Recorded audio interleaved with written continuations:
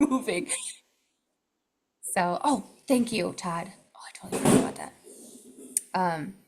So yes, okay. That's where we're at. The bill language is on the desk of Senator Ports in whatever form that might be at the Capitol that it needs to be. And then it is getting jacketed, which basically means that it's gonna have a formal number assigned to it and introduced essentially on the Senate side. And then it will be ready to go to the House side. So I guess the next conversation that we can have at some point tonight is if any of you who are on the call know of anybody on the House side that in order to have a bipartisan will need to be a Republican. So House Republican. It'd be great. We have a few people that we're looking into and making sure that our bill gets into the attachments for the Health and Human Finance Committee. So we will make sure that that gets done. But other than that, yeah, I'm open to any recommendations and suggestions for that. Erica, I have a question. How did it get to the Health and Human Policy? I don't know that I'm saying that right. Do we know that's the right committee, or how do we know that's the right committee? I love that question. Yes, yes. Okay, so do we know that's the right committee? Yes, at this point, to the best of our knowledge, that is the first one. How do we know? For the last 13 years, that has been the first one, always consistently, that all forms of regulation have gone through first because they need to establish a finance component to it. So then it has to go through the finance policy in order to see, will this work within the Minnesota budget or will this not, before it can even move into the next layer. And it does on both sides of the Senate, House and Senate. So on the Senate side, it will be the Health and Policy Committee, but I don't remember the exact title of it on the Senate side.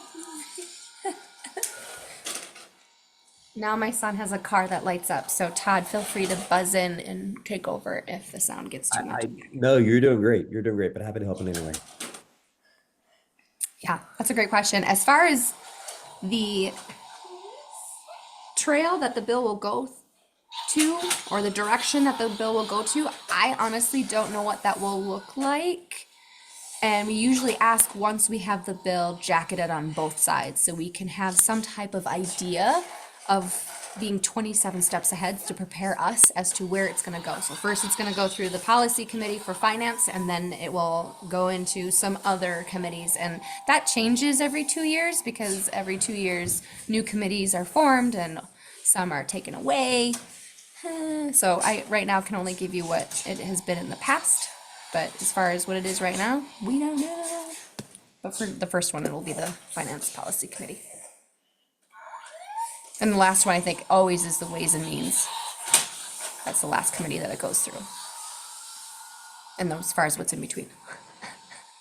I don't know yet. Many years ago, when it was, oh, Amy, I can't remember her name. I just went blank on the senator that carried our bill when we matriculated through those. Julie Rosen. Rosen, yeah. We started in Health and Human Services, and then we went to Judiciary, I believe. And then we were on our way to, I think, a Finance Committee, I believe, or something next. We did one finance. Maybe Because that we did a finance because the chair didn't even need to hear it because her mother had been in a program and had a music therapist. And then somebody else wanted to talk about, can you make a living? That's right. We were on our way to Judiciary, and that's when Rosen pulled it because there was no progress on the House side. So you're right. We went through Health and Human Services reform, and then we went through finance, and then we were about to be heard in Judiciary. So that gives us an idea, perhaps, but it makes sense because we're healthcare providers. There's going to be a fiscal note attached to it, and there's the oversight of the unlicensed practice of music therapy. They're in the misrepresentation of music therapy, which then would be the Judiciary Committee to help oversee that. So do we need to be actively looking for somebody in the House? Yeah. So then we what really kind do. of plans do we do? I mean, I think both my people happen to be Democratic, so it's not a help, right? So we need to look at where people live and who their folks are, or just pick somebody sympathetic. I think all of that's yes. I think it's a bunch of yes ands. Um, I think it's okay, honestly, if we, it would be utopian if we could get a champion on the House side that is also a Republican. That would be amazing. But if we have someone who's a very strong Democratic leader that could be our champion, that can also work on both sides of the aisle, then I think that that would absolutely be okay as well. I think what we want is someone that can be that champion of ours at the Capitol when we can't be there on a day-to-day basis, to be able to be to who will accurately represent and speak about the work that we do and the purposes of the ask for licensure. The guy from Fraser who used to help, two thoughts. Is the guy from Fraser who used to help us still around? And Maggie, are your lists of where people live and who their folks are representative wise at all helpful in this? I just Yeah, remember. they Maybe. would be. I don't know if I have the most up to date, but yes, because I mean, we could maybe look at that list and then see, especially the people on the House side who are Republicans, where they are located, and then see if it can coincide with where anyone is living, if there are any constituents. Maybe Maggie, that's the way awesome to do it, like who's on a committee that would be helpful that we're going to go and through. cross-reference it. Right, yeah. Yeah, and that's been a helpful strategy to us in the past. Amy, you're absolutely right, and Maggie, your help is always greatly appreciated. I think Erica, did one of the subcommittees already update those spreadsheets for where folks were Yeah. seated on their committees? Yeah, Sean did that for us. They're all updated. All the committees and everybody Yay. they're all done. Awesome. So we just need to all take a look at those. So maybe what we could do, Erica, I can and find a link and drop it in. that's what I was just gonna say. If everybody's amenable to it, let's just take some time over the coming week or so, and y'all take a look and see if a name sticks out to you, if they're your next door neighbor, if there's someone you once had coffee with, if whoever, or if you know that they may have a connection to healthcare or music or anything like that. Let's just start to identify folks and let's go to the Capitol and meet them in person. And love to have anybody here that wants to join us, or anyone else that's listening to this recording that wants to join us. That would be amazing. We haven't been to the Capitol in a while, and it would be really nice to get back there and start to make those important in-person connections.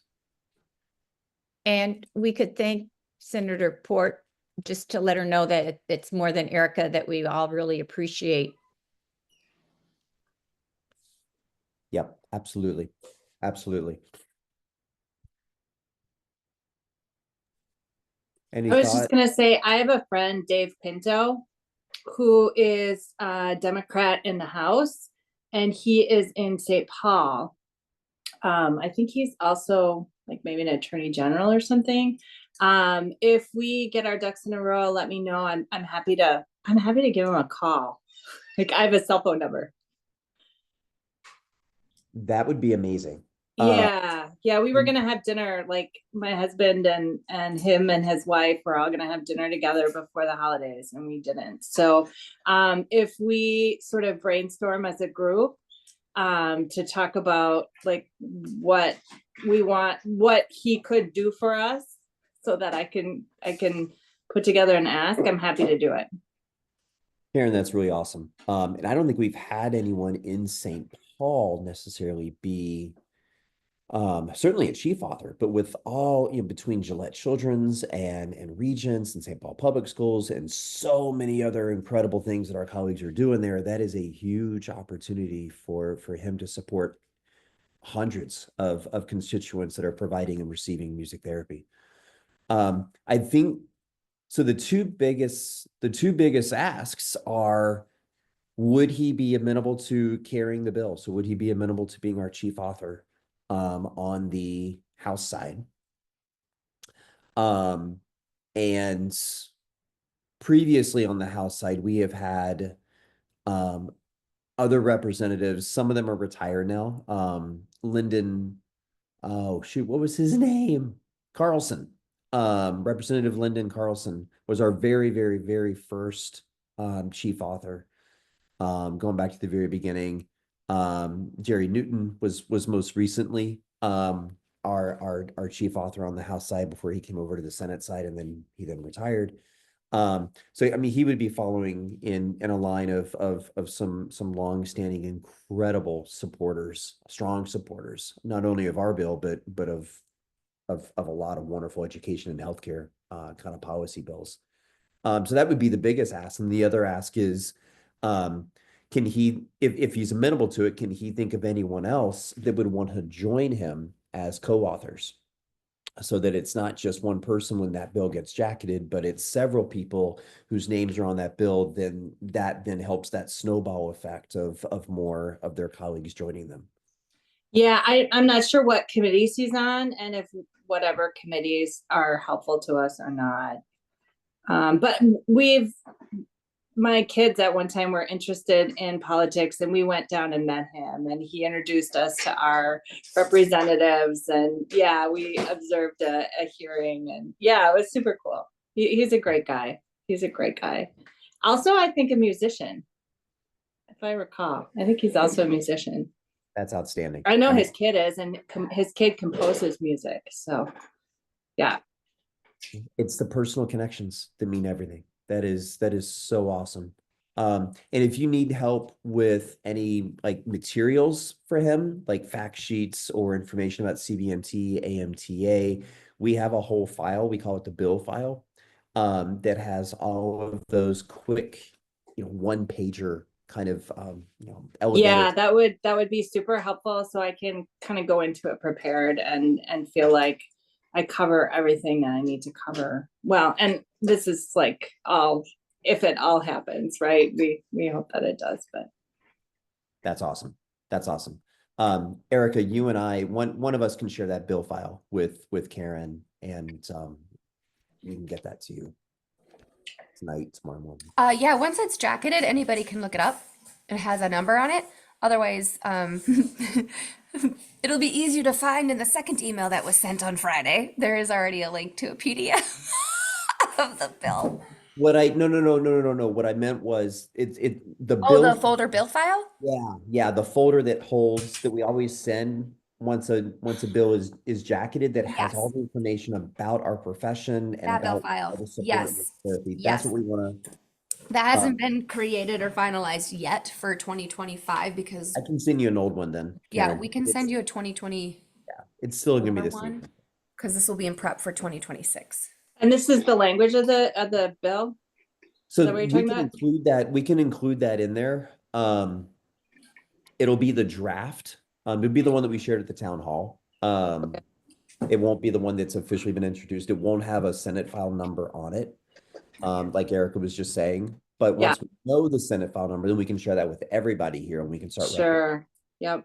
But what we can send you is we'll just share, sorry, we'll share that folder with you. That has all the information about music therapy and why the bill is necessary, why this legislation is important. We'll Okay. drop it in the Google chat so that way everybody's got it, or the Google group, so Great everything, idea. everybody will have what they need. That's an awesome idea. Cool. At what point do we offer testimony as well? Really good When point. are the hearings and how does that happen?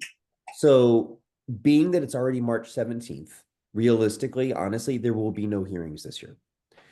So all the work that we are doing is to prepare for next year. And it's kind of a parallel kind of thing, but they're also intersecting and intermingling all along the way. So one is the town halls and the listening sessions and the collaboration sessions with our music therapy colleagues across Minnesota. That's one parallel lane. And then the other is what we're currently talking about here. And that is cultivating, nurturing, growing, whatever the words are that you want to use, those important relationships and support at the state capitol. So then next year when they gavel in, we're ready, they're ready day one. The bills are going to still be active for next legislative session because they stay active for 2 consecutive sessions. And so all this work that we're doing now, it will hopefully make the process more effective and efficient. next legislative session. So don't worry about any hearings this year. Don't worry about testimonies this year. I think what we learned in the past, and I'm gonna chime in, anyone- Todd, a little bit. I'm gonna interrupt you just a second. no, We please. discovered the last time with LA Bill and also the legislative assistant Bill Lunzer and Representative Newton that as soon as we have bill files, then we can start collecting testimonies in the form of letters and videos, and then they will don't want them become to- attachments to the bill. So wherever the bill goes with committees, those attachments go in. So once we have bill file numbers, then yes, we'll be going out and outreaching. We did a campaign 2 years ago where I think it was the first Tuesday, or maybe it was the first of every month. We had an email that automatically got sent out to Minnesota MTBCs asking for letters, and we provided a template asking for individuals to call into the representatives and leaving a phone message or talking to them live with an actual script, and then also an email. We've got an email script as well, and then collected video testimonials and voice recording testimonials that could all be used as attachments. So then as the year goes, we were hoping to just beef up the bill even more with all these attachments to demonstrate that we've got just a huge support, and it doesn't necessarily have to come from music therapists. We were really focusing on consumers, so individuals that were receiving services or directors, so of programs that have music therapists in them. So we checked out we're utilizing the 2019 AMTA VIP list, where when we had the national conference here last in person, we hosted a VIP luncheon and we invited, I think it was close to 60 some, maybe even slightly more individuals that were supporters of music therapy or music therapists or a music therapy program. And we've just been utilizing that list to kind of maintain contacts or maintain relationships. And we hope to revisit that again coming this summer. So that way we can really gather their support and gather letters. And we also like to pay particular attention to those that once had music therapy in their program and no longer do, especially if it pertains to harm or not having licensure. And in addition to that, there are some folks we have heard from that they're hearing that they're hiring music therapists that or people that are claiming to be music therapists but don't have a board certification. We had someone reach out to Judy Simpson and CBMT that notified us about that happening in southern Minnesota. So misrepresentation. So if anyone that's listening to this or anyone that's here right now, if you know of any misrepresentation, not that we're going to call them out and get them in trouble through this, but we want those stories to also be there as well. And also if there's any facilities who have not been able to hire a music therapist yet because they're waiting for licensure, those are important testimonials to also have as well. But Eric, I'm so glad that you said that. I thought that they had once said, hold off, we don't want the testimonials to be more than like a year old. We want them to be current. But that's awesome that we can just continue to grow that file, grow that file, grow that file. That's awesome. Cool. Other questions about this current exciting topic about we have a Senate file and we're looking at developing a House file. Cool. Awesome. All right. What was next? Town hall. I dropped the link for the committees in the House. I know Sean did the Senate shortly before that, and I am just I'm so sorry. I will make sure to get it and drop it in the Google group as soon as I find all the Senate committees because it's lost in the abyss right now. But yes, town hall feedback. Any feedback? Yeah, let's talk about the town hall. Eric and I had the opportunity to be with Judy and Dina out in Columbus just this last weekend at the regional conference, and we were also had the privilege of getting to participate and attend the licensure discussion amongst all the other states. And Judy very, very kindly was very excited about our town hall and how it was. Or how it seemed to be received. But we're curious to hear what you all thought. And as we look towards scheduling another one, as we look towards perhaps other ways to also reach out to, listen to, talk to, work with our entire music therapy community across the state. What are some thoughts that maybe y'all had or some takeaways? Sorry. I'm gonna go on mute now. But what are some thoughts? I don't know if y'all can hear Zelda freaking out over here. Okay, good. All right. So, reflections, anything. I thought it was really well attended. I thought people asked some great questions.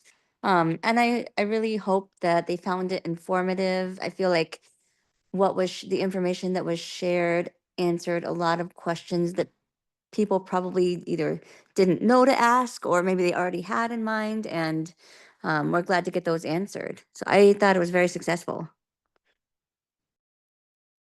Thank you, Maggie. Thank you.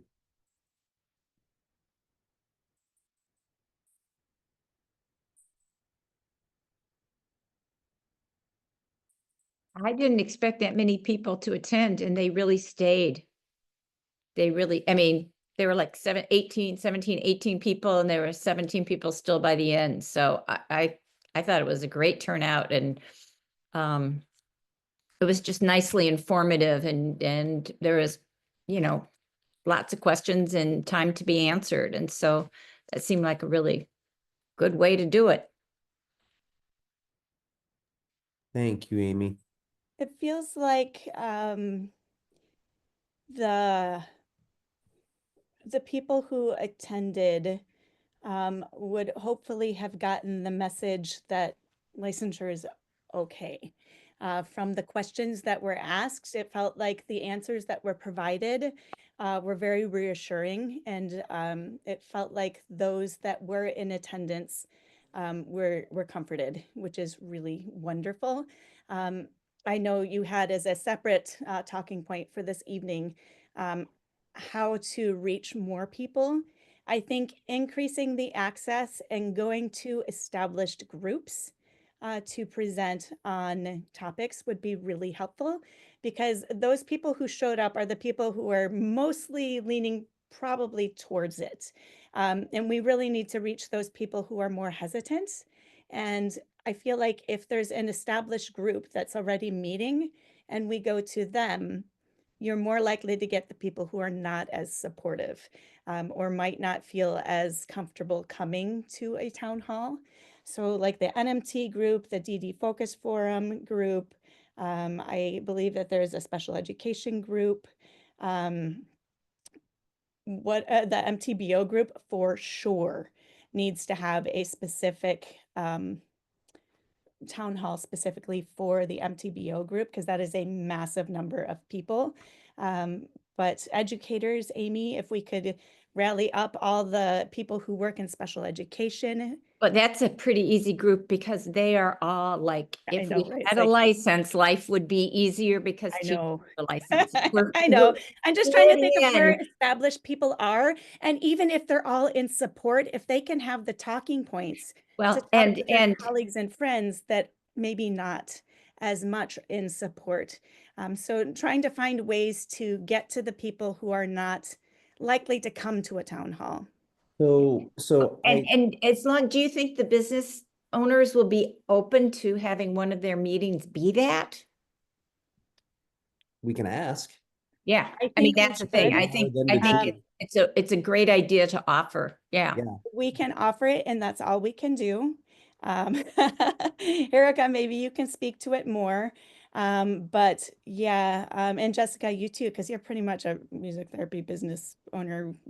People, I know it's a large organization, but you guys pretty much specialize in music therapy with you have a very, very large program. So it feels like you guys fall within that category often too. Contracted services, that's what it is. But I'm concerned greatly about the business owners and support, even though it makes really, really good sense for them. But it's very hard to get the business owners together. Oh, yeah. Because there's so much tension within business owners right now. That's Um, the challenge. well, Melissa, if you this is awesome. I appreciate this idea. Love this idea. If you could, I'm just so disconnected from who all these different groups are and constituent groups are of our colleagues. I know them by single names, not by little groups that they Right. belong to. If you could just kind of brainstorm a little bit and put some of those names in the chat. I put Yeah. some agenda, Cool. but I don't want Well, to. here's what I would recommend doing, and I know that not all the peer groups are on the MTAM site. We've asked multiple times when Caitlin was trying to get the DD Focus Forum group up. Did that ever get on the MTAM website, Erica? I know we asked 3 times and it hadn't been put up yet. I I'll go removed check right now, but- myself from that role Solid.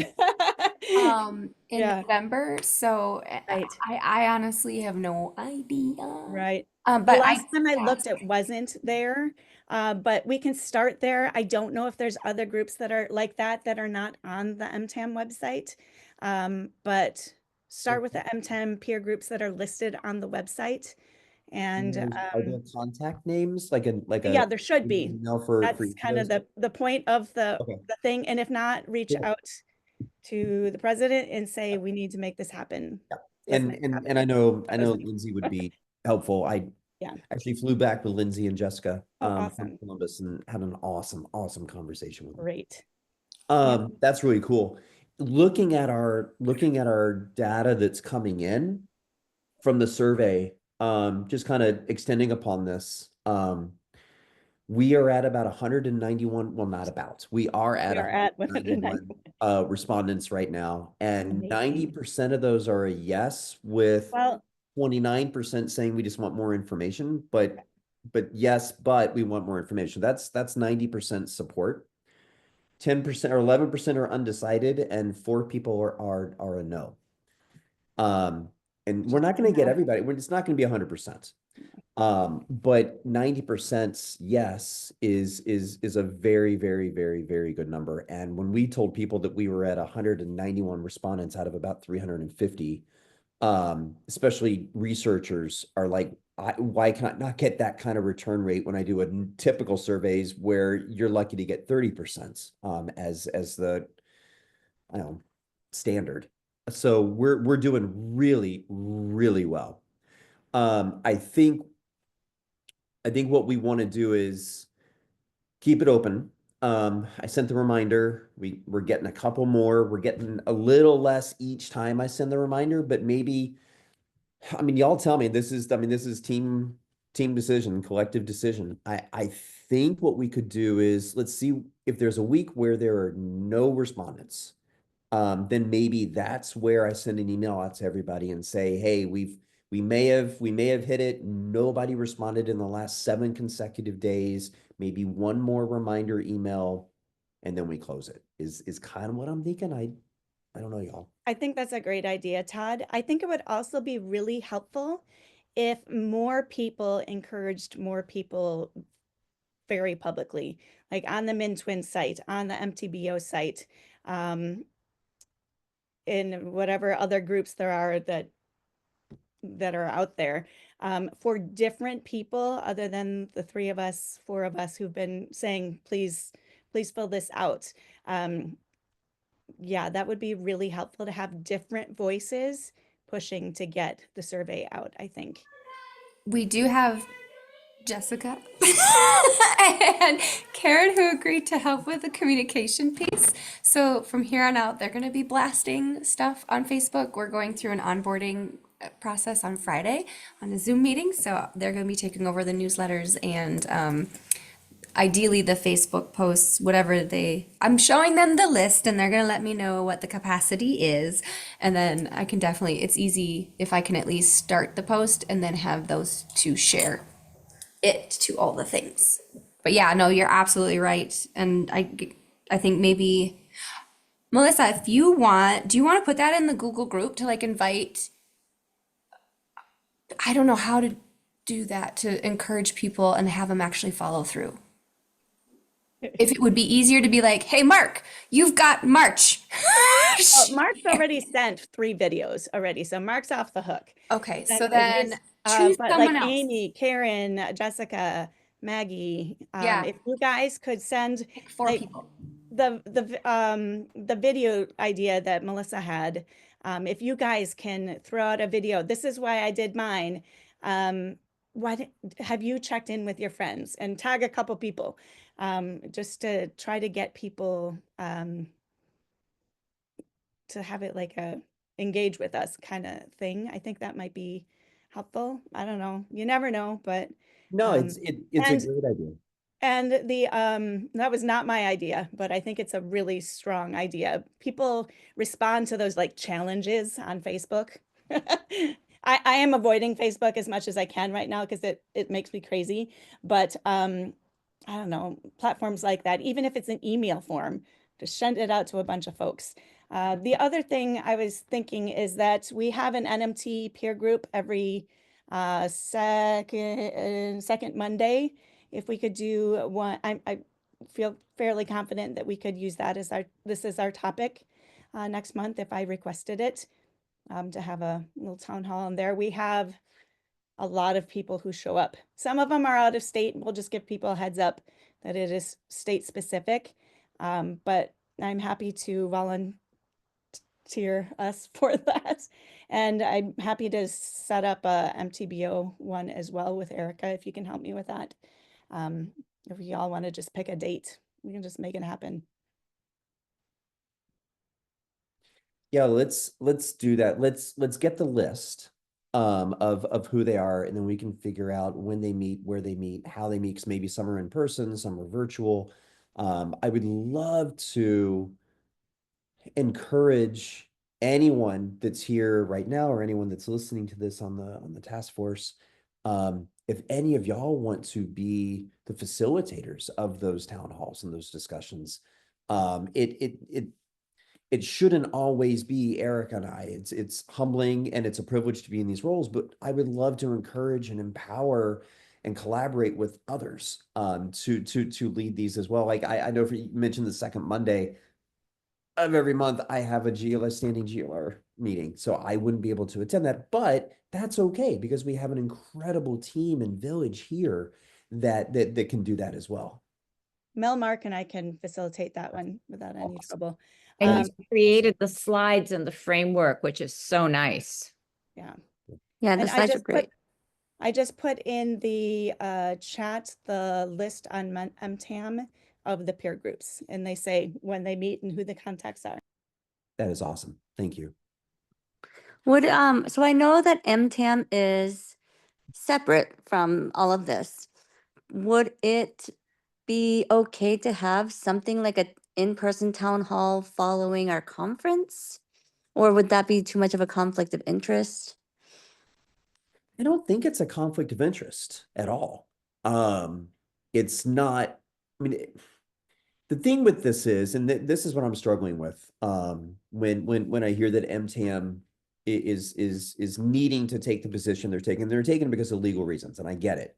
But at the same time, we're music therapists. And so I feel like if the task force, which is not on the bylaws of MTAM or anything like that, I feel like if the task force was to ask for time at a state meeting, then I think that's okay.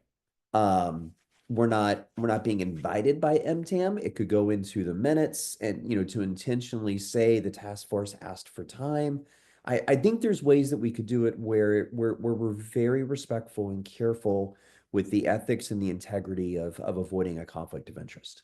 I think one way that you could do that to be even more careful is to have it after the conference closes and to just extend the time that people are encouraged to show up and to stay. Please stay. The conference goes Yeah. from here to here.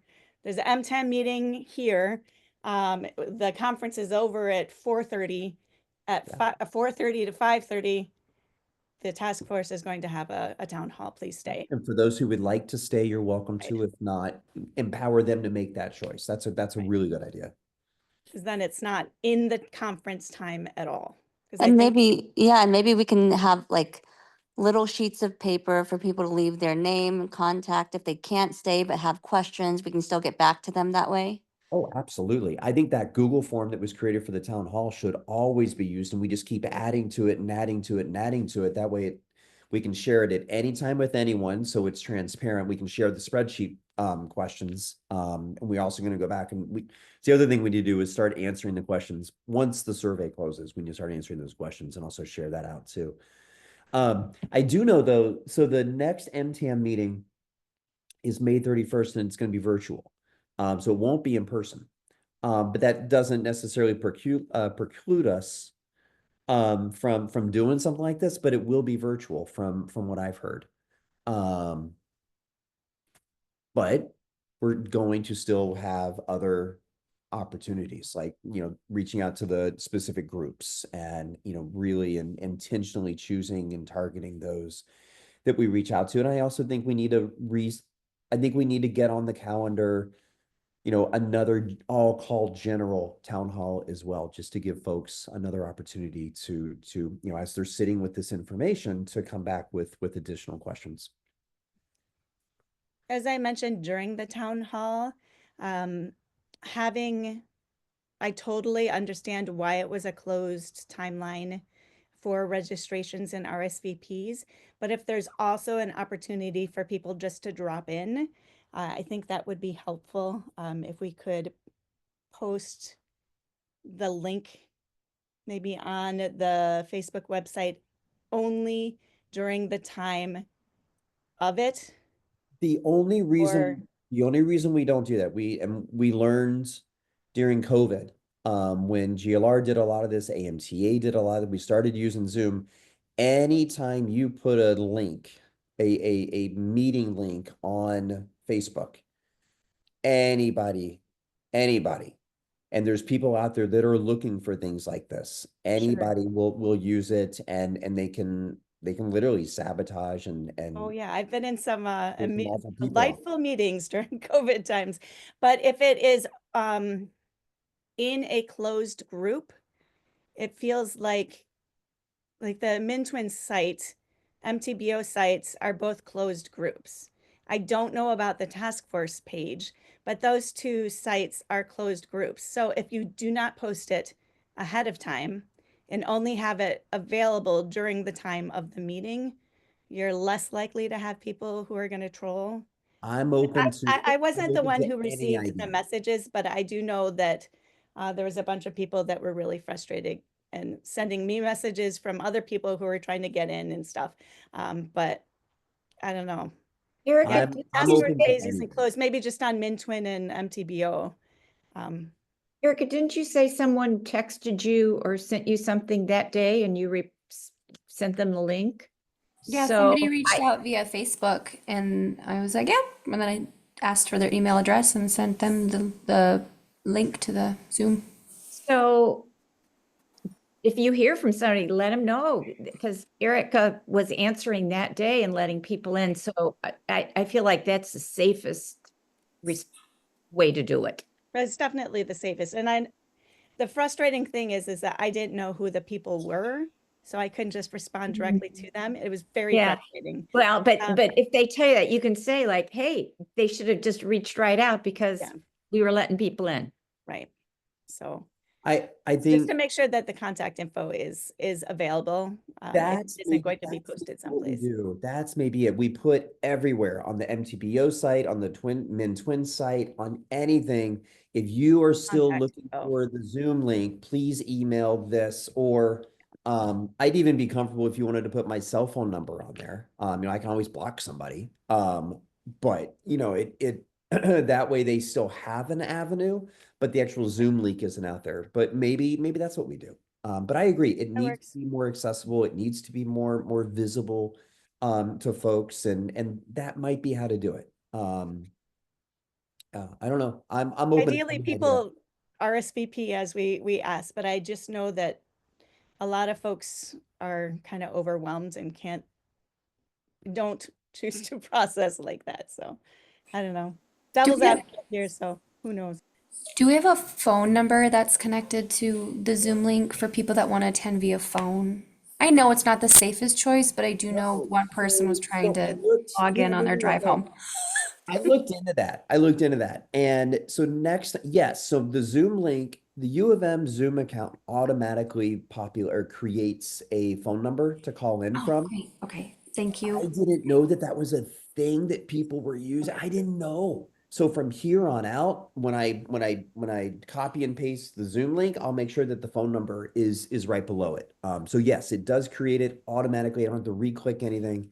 But I'm learning, and I think that's cool. I had no idea that that was a thing. So apps 100% that'll be there next time. It's kind of cool. Other thoughts or questions? We have about 14 minutes left. I think you Um, guys did an awesome job with that. I was really pleased.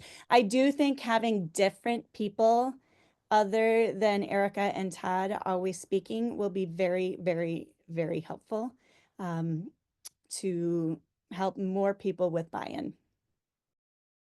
I agree. And not just with that, but anytime anybody else presents it, your own lived experience, your own way of talking and delivering it, and it individualizes it. And no, it is such a win-win for so many reasons to encourage others. So anybody here that's here in the little boxes or that's listening, my goodness, please, we'd love to have you present.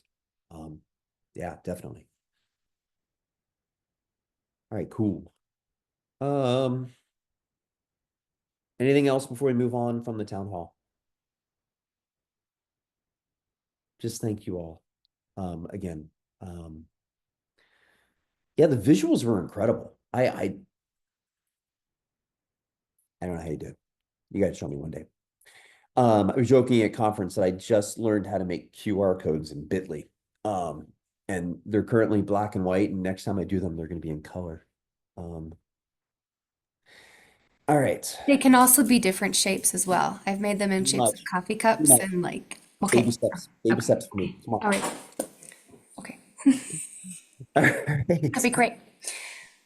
Erica, you want to keep going with it, with the agenda? Yeah, you spewed out the stats of the survey so quickly, I couldn't type them in Sorry. fast enough. So 191 have currently completed the surveys. Perfect. And we are, oh, I closed it. We're at about 90% yes, with 11% of that. No, I'm sorry, with about 20% of that, yes, but I want more information. And then we're at about 4 people currently, and I can't remember the percentage. I'd have to do math, but 4 people currently are at a no.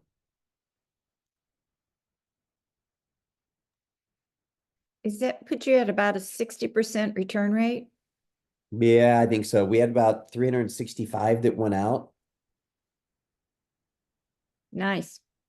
It's incredible. Yeah. Yeah. What is it? 191? Really appreciate that you're keeping the survey open longer. I really think that is making a huge impact and switching over to this platform so we can send the reminders to the people who haven't sent it.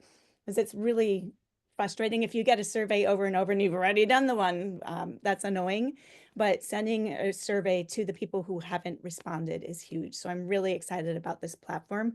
Plus, you can do so much more with this platform than you can with the other, that it's unbelievable. So thank you so much, Todd, for offering up your account and introducing us to it. It is my privilege. I love, I mean, that's my research nerd avenue. I'd love it. I love it. It's awesome. No, happy to help in any way. All right, friends. We kind of touched on legislative visits. Erica, was there anything else you wanted to say there on that? No, you said it beautifully, just so that we're really at a standstill at this point in time because regulation isn't being heard or even paid attention to this legislative session. So if we talk to legislators, it would be only like the ones that we actually know personally at this point in time. I know also, this is a good point that even the committees are changing. I know at the beginning of the season, Representative Liebling was the head of the House side of Health and Human Policy, and she was asked to be removed like 3 weeks ago. And now a new person's in there. So even though we strategize, I think more so we get to prepare for the unexpected. That people can be removed at any point in time for various reasons. And that what once was a plan needs to shift to another plan. And then I also, Karen, you had a question about how do we know about the process of the hearing? They're very unexpected. I'll be completely honest. Every time that we've been coached on how hearings go, we find out maybe 48 hours prior to when it's going to actually have a slot on the docket, and then we're told in what order it will come, and that the legislators or the members of that committee will have time to supposedly review that bill prior to coming. However, most of the time they're reviewing it on the spot and looking through the 13-page bill and trying to come up with something. But for those that are really sticklers on any form of regulation, they will do their homework and then will come prepared. And hopefully, this is why we've been working so hard with the Minnesota Department of Regulation and the Minnesota Department of Health Services, that their legislative departments within those large organizations are vetting through our bill every season to make sure that we are already answering the most frequently asked questions that the legislators have to reduce the amount that actually comes at us. So I don't know if that helps. It's really short. It's a fast turnaround, and it makes me anxious. Yeah, the reason I ask is because I actually met with, I was just told Melissa in the chat that I work at HCMC. We call it Hennepin Healthcare now. It's not HCMC, but you all know it as HCMC. I met with our, I don't think they call themselves lobbyists, but they're people who are at the state capitol every day. And we, my music therapist colleague who works in inpatient psych, and I work on all the adult medical floors and cancer center outpatient. We met with this woman to talk about whether HCMC would be willing to support the bill. And she said, basically, like, we support you, but we need more information and we need to be really careful about what we're supporting because they're supporting a number of different things. And so, Erica, that was the basis for the background behind my question. And so she says they work very carefully with the other medical systems. So like the Fairviews and the Alinas and the Mayos. And so they're aware of what the other medical systems are doing. And so they would all kind of probably work together behind the scenes to come to an agreement on this. And she was, one of her questions to me was, or to us was like, who is going to object to this bill? We need to know who's going to object to this bill. We don't want to be surprised at the testimony. We've gotten burned before.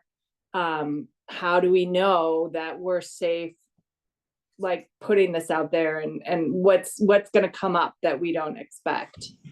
I love this. So yes, to the answer to that, there are many champions that we work with, like LifeWorks, Fraser, Park Nicollet, where we're added to their list of topics. So every time they're at the Capitol, we're brought up. And as far as anybody who is opposing at this point in time, we don't have any major organization that opposes in the sense that it's going to cause unexpectedness in any environment where individuals will be bringing up our bill. However, we do have one individual that is against all regulation, and I believe McGrath? Oh, I forgot his name. Yeah, What's his first name? you got it. You got it. Lee? Lee. Melissa. Oh, thanks, Melissa. Yes. But Lee he's McGrath. against every regulation, and Yeah. all the legislators know it. And everybody knows, like everybody knows. And I guess it's a kind of a running joke at the Capitol that if he ends up on the House side or the Senate side, it's just best to give him his space, give him his 7 minutes or 5 minutes of time, and then get him off. And then everybody moves on. So, and again, that kind of goes back to having a House bill. Individuals like that who go to the Capitol every day, they need to have a House file or a Senate file number in order to be able to help direct people, because theoretically, you don't need to bring copies or anything. You just let the individuals that you are talking to that number, and it's easy for them to look them up and be able to read through all the information. Yeah, and I feel like too, like if we get some of those major medical systems talking to each other about us, so that, you know, they're not the only ones advocating, or like, why isn't so and so advocating for this? And I know HCMC was recently at the Capitol advocating for licensure for interpreters. And so I think they were all probably working together to get this all to be on the same page. But they're working there every single day, so they just really can't mess up relationships. They can't advocate for something that's going to bite them later. Yeah, if they're in support of it, I go for it. I know that we tried to do that with Mayo Clinic down in Rochester, and they couldn't do it because it was a conflict of interest. I don't know why, but that was it. That's all they gave us, and they continue to give us that year after year after year. I think we tried again in 2013, and they said it was a conflict of interest. So if you've got the green light to go ahead, yes, let's add Well, more. there's a group of pediatric music therapists. You were talking earlier about getting the different groups together. There's a group of medical pediatric music therapists. And if I'm no longer doing pediatrics at HCMC, we hired another music therapist. But to get those people on board, and once, I know we are not talking about getting this passed this year, so maybe just even waiting another year before we bring this up, but making sure that all of our cheerleaders are on the same page. Yeah, and that's an awesome point. And we'll make sure of that, because we'll be sending out those fact sheets and those talking points to not only our music therapists at all those sites, but also as we hear who those CEOs are, or whomever, the decision makers are, the gatekeepers are at those places, we'll make sure that they get specific talking points to help them write their letters, but then also be there in, if they're called upon to testify. They'll all have similar information, but be able to put their story to it, to individualize it. Yeah, she also recommended a lobbyist, which just seemed like totally out of our budget. Yeah, exactly. I was like, no, I don't think we're going to do that. We've talked about it for years. Some states have done it. AMTA, CBMT has some money. GLR does have some money. So if we needed to, but it's gonna be tough. Yeah, she said like 20,000, and I'm just like, yeah, no. There's no way we can go. No. We can maybe get 25 to 40% of that, perhaps, between AMTA and GLR. And it didn't seem to me as like. And it might help. I think it helps to show them the 18 other places that have regulations and things like that too. We did. We talked about that. I had our the Google sheet that Erica put up, and we forwarded to them. I think it's the page that you have to fill out if you are asking for regulation at the state. And several other names of major medical systems were on there, and they're like, wow, what does that mean? Like, did some random supervisor say, yeah, we support you, we love you guys? I don't suppose any of the schools have lobbyists, do they? Or like any districts? No, but there are education people and stuff, and we could try again now that we have ASHA. The speech people are no longer conflicting with us. That was our biggest problem before, was speech. Yeah, but Amy, we had some really good conversations, I remember, with Educate Minnesota. We were close. We were so close. If speech hadn't rounded up 9 people we might want to, we can circle back to them. Yeah, definitely. So everyone knows, real quickly, I just remembered that in 2020, that task force created a spreadsheet with tabs in it of various individuals that are our champions and individuals that are in support of music therapy, individuals that we have leaned upon, including the VIP list from the luncheon.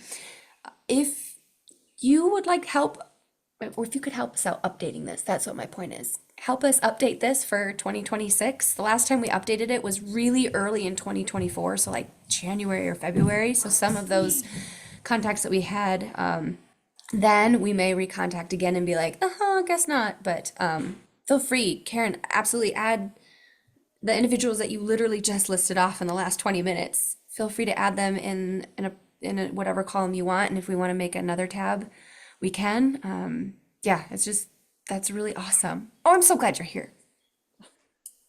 Thank you. Yeah. So what do you mean by champions? I'm sorry. I'm not trying, like the It's pediatric a music term.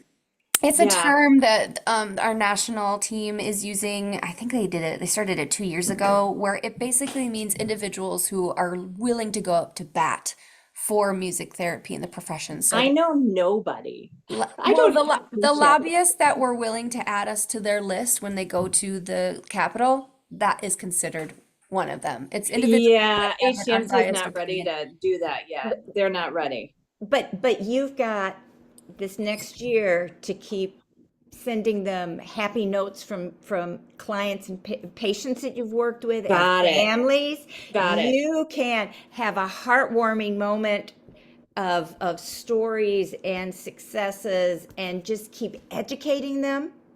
Yep. And if one of their relatives comes into the hospital, you make sure. And same with, I mean, and that is really how we got those other champions. It's usually over time and that connection where they start seeing the difference that you can make for for the people that you serve. And then by the time we need them, hopefully they'll be ready. Got it. Thank you. And that's, I mean, just to kind of put a bow on it, maybe that's that parallelness of we're working on the legislator side of it, we're working on our colleague side of it, and they intersect and intermingle so often. But when we do parallel work, we do the parallel work. And it's over the next 10 months where that one side of it with the legislators, it's going to intersect and intermingle with y'all, our colleagues, and how we find those champions, find those supporters, find those people at our jobs that will support us at the Capitol. It's an exciting opportunity to develop those new relationships. Okay. Where are we in the agenda, Erica? It was trying to attempt to bring forward the guidebook again, but it's totally fine. We can table it for next time. Why don't we do this? Why don't we, because we're not gonna have a town hall between now and next meeting. We're not gonna, we may have the opportunity to have a chief author on the House side. And why don't we lead with the handbook? Let's lead with reviewing our committee structure. Let's lead with where we're at. Maybe we take a pulse point amongst ourselves about how we feel the committee is currently working, and do we want to make any sort of revisions and changes as we start to move into the summer months? Maybe let's lead with the committee structure, committee handbook. Would that be okay with everybody? Okay, cool. Because we won't really have, I don't think there's not gonna be a whole lot of legislative activity, unfortunately, between now and then. Not that we know of. We could be surprised. Probably not. Oh, also, but the last bit is that I know that we've got a lot of changes happening at the national level. So I did want to propose we do not have to do this. That if there's any capacity to be able to do some work outside of the meetings themselves, so if there's any type of feedback or any type of questions or anything that you want to bring into the Google group, please do so that way when our national folks do attend, we can have the time in the meeting to be able to ask them the questions from our community about how is this going to impact this. Specifically, as you all know, the Medicaid education. et cetera, et cetera, et cetera. There's so much stuff. So I kind of wanted to make sure that we have some space since we have them when they're able to attend to be able to give them the space and time to answer those questions. That way we can help deliver the message. I know that they're going to try to do weekly updates, and yeah, feel free, please encourage anybody to read their email or to pass on that information to everybody and anybody that you know. And then in addition, we know that there are things changing every day. So I'm sure even after they do send that weekly update or every other week update, by the time they get to our meeting once a month, they're going to probably have something new. So I just kind of wanted to see if anybody would be, if we'd be amenable to that, that if and when they do attend, we provide at least 10 to 15 minutes within the meeting to say, hey, this is what's coming through the pipelines. Can we get some info or anything? Thoughts? I want to be respectful of people's time and also just know that I get it when there's extra stuff outside the meeting.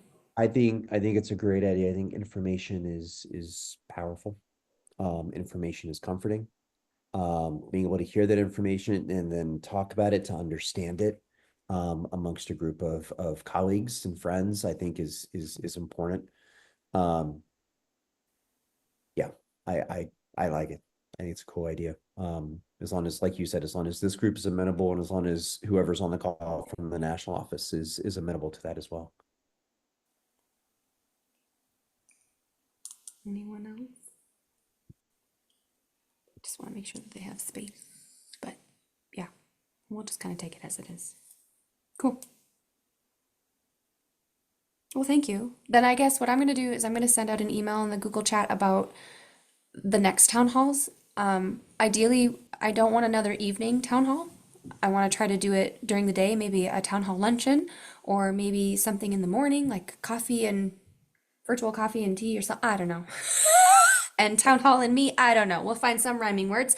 And then maybe if we have the capacity to do so, to have one on the weekend, like a Saturday afternoon or a Sunday or Sunday evening or something like that. I'm just brainstorming. I want to make sure that it's different. Oh, what was in the chat? Oh, yeah. I just, No, I wholeheartedly agree with both you and Melissa. That's how we can be as accessible as possible. So, and then I think reaching out those different constituent groups of our colleagues, I think is a really important good idea as well. yeah. And maybe we start with people who are interested in wanting to present at the town halls and then work with their schedule. That's not a bad idea. So maybe do an outreach Maybe for a that Google first. form? Should we do like a Google form? And that way we can have a list of folks and then maybe do like, are you interested in presenting? And then are Yeah. you interested in presenting on a weekend, a weekday? I mean, Let's do that. different options like that. And we can kind of put people together that way. Not to put another Google form in your email boxes, but I know. it's a good way to make decisions. And yeah. I like that. Oh, Melissa, I think you're on Of mute. course, I'm on mute. You're I think fine. after 5 years, we'd figure this stuff out, right? I wonder if rather than a Google form, a Google Doc or Google Sheets, so people can see other times and maybe volunteer for somebody that they work really well with. If they see that there's other times that are available, or just so people can see what times have been. There's lots of people who can do weekends, or lots of people who can do whatever. Just like, I don't know if having it visible might be more helpful for folks to see if the need has been met or not. That sometimes knowing that there hasn't been people is helpful, and sometimes it's helpful to know that there are people who are willing to help support you if you're willing to do it is helpful too. So I don't know, maybe having it visible might be helpful. I think, I can put together, if Erica's okay with it, I can put together like a little spreadsheet or table or whatever it is, and then do things because I want to keep it general for now. I don't want to lock people into it a day at a time, but maybe do like time blocks and then maybe weekday or weekend. And then, yeah, I love that people can see where people or their friends or people they enjoy feel comfortable presenting with, or whatever the variables may be. I love the transparency of that. Yeah, absolutely. Are we thinking the frequency might be like once a quarter for a town hall, or do we want more than that? Been a little more frequent for now is we're trying to get information and share. Every other month? I'm trying to like create a I'd love, framework. I'd love to see us strive to get one in April for sure. I mean, maybe. We could probably do the NMT one in April. And then you have pretty much a captive group.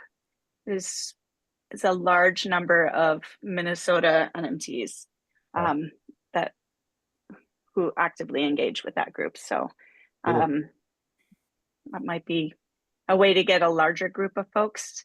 And then if you want to do one that's set for a group of people, the MTBO group might be, is probably the second biggest group. I don't know, but we can try. I mean, even if we could do both of those perhaps in April, we'll see. But if I'd love Maybe spread them out. I'd say one a month is probably maybe good. one a month. Okay, Yeah. cool.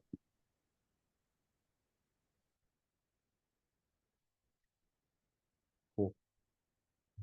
We can start there and then we can always change it. I don't want to burn out our volunteers. At the same time, Erica, by encouraging and encouraging, that's the only way I can think of. I'm hungry. Sorry, I didn't have dinner yet. Same. No, it's fine. But words are hard right now. By encouraging others on the task force to take that on, and we spread that out a little bit, hopefully that burnout can be avoided and more people just get excited because we're engaged, we're participating. Everybody has an opportunity, which is important. I think the biggest thing to get active engagement is empowerment for people to be able to do things. There's three pairs of groups right here in the meeting tonight who could facilitate a town hall. And I know that there are people who are wanting to do stuff, and if we can empower them to be able to do something, I think that would help. And again, hearing things from different people at different times, I think is really helpful. Totally agree. I'm not saying that you guys are not doing a good job. I'm just saying No, hearing it more from lots of people. different people is good. More- And getting more people. people involved. I said, I agree with you, Erica. I don't remember when I said this, if this was at the Minnesota meeting at conference or the licensure meeting at conference, but I said, if our task force could be 365 people, that would be awesome. Because everybody's involved, everybody's voice matters, everybody's lived experience matters. And the more we can give people an opportunity to be involved, it's just, it was a Minnesota meeting. Okay. I can't remember. Every meeting like blurs together right now. So, cool. Anything else, y'all? The questions tonight, everything tonight, I miss these meetings. I wish we did these more often. I just feel so like invigorated every time we meet. Anything else? Cool. Oh gosh, Maggie, it's a privilege and pleasure. Thank you for being here. Thank you all for being here. Karen, thank you. Thank you for being willing to speak with Representative Pinto, and we'll make sure to get you any information you need. And then any questions that either you or anyone else here has, reach out to us. Reach out to all of us because we've all had different experiences with this whole journey and this whole process. So we're all happy to help and support one another. I bet, Karen, too, if you wanted somebody else to join you in that meeting, you could probably get somebody else to join you too. Just ask anybody on here. So Yeah, you don't I'll have to do probably it by just, yourself. like, if you want. reconnect with him first, and then when we get like down to like serious, like not like I'm using you for, No, I call on any one of us. We'd be honored great. to Yeah. collaborate with you and be there in the room with him. Great. Thank you so much. Yeah, Thank you all. But have a really fun dinner first. Yeah. Those are I know, really they're good And tell people. stories. They're really good people. Really, really good people. Nice. That's awesome. All right, everybody. Stay well. Apparently there's another Wednesday snowstorm coming. I tell you. Wednesday. So maybe not, who knows? But y'all just be well. I know I agree with that, Maggie. That's exactly the word I wanted to use. Anyway, y'all, it's lovely to get to see you. Oh, that's just great. All right, y'all. So good to see you. We'll follow up with emails and additional resources sometime in the next 24, 48 hours. Okay. All right, y'all. Have a wonderful Great, thank you. Thank you. Good night. Good night. I was going to say my new senator